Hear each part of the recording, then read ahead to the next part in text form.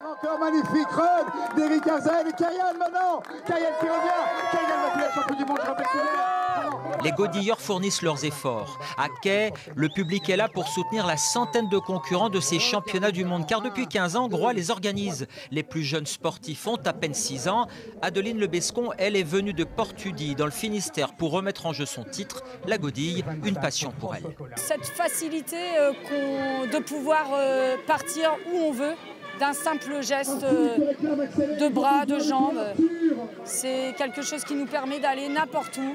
L'art de godiller, à l'origine un geste connu des pêcheurs et des plaisanciers pour rejoindre leur bateau, une vraie technique à acquérir. L'aviron, il part en biais dans l'eau, donc il crée une force. Et puis ensuite, dans la deuxième partie du 8, il part dans l'autre sens. Et ça continue la force. Et c'est ça qui fait avancer. Et pour les championnats du monde, il a fallu imaginer un prototype de bateau. Après des centaines d'heures de travail dans son chantier naval, Alex de Roquefeuille a mis au point ce bateau de 4,75 m en contreplaqué marine. Il fait 100 kg parce qu'il faut qu'il soit léger pour avoir des performances. Le poids, ça s'oppose aux performances toujours. Et puis ça permet aussi la légèreté de le sortir de l'eau facilement, justement, comme je disais, en famille, de le mettre à l'eau, de le sortir de l'eau. Voilà, c'est un bateau facile à gérer.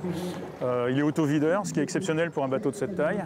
À Groix, la godille est même entrée dans le programme scolaire, à la grande satisfaction des collégiens qui s'alignent désormais au départ de ces championnats. Godille, je n'en avais pas trop entendu parler, je savais que c'était un bateau vaguement, mais ça m'a un peu étonné qu'on fasse ça. Et on a commencé, on a fait 4 cours et j'ai bien aimé, du coup maintenant on se retrouve à 4 ici. Il y a ce patrimoine aussi qui est la godille et j'avais à cœur de participer et de faire participer mes élèves tout simplement à cette culture, à cette pratique.